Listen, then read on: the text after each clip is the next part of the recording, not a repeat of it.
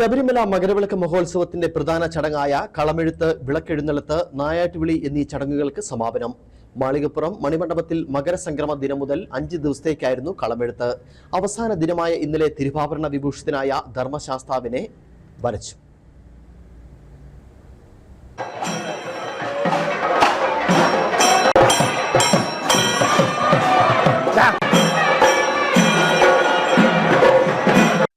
ബാലമണികണ്ഠ വേഷം, വില്ലാളിവീരൻ, രാജകുമാരൻ, പുലിവാഹനൻ എന്നീ രൂപങ്ങളായിരുന്നു ആദ്യ 4 ദിവസങ്ങളിൽ.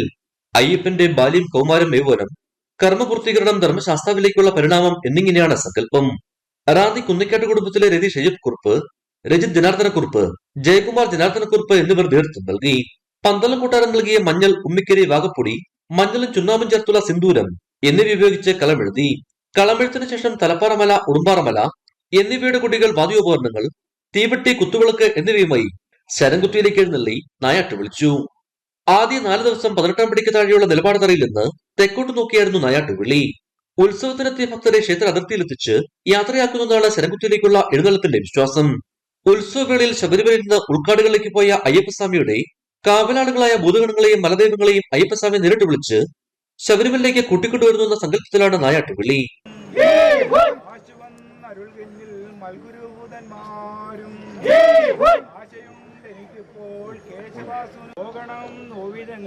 വരുത്തേണം പുലിപ്പാലെന്ന വൈദ്യന്മാർ ചൊല്ലികെട്ടു രാജന്താനും ഇത് മലയാളി പൂസനെ വിളിച്ചുകൊണ്ട്.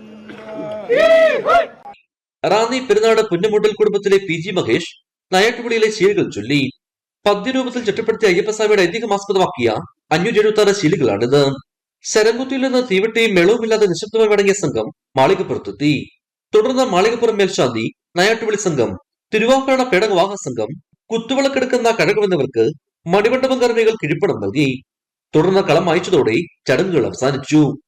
ഇടുക്കി വിഷൻ സന്നിധാനം.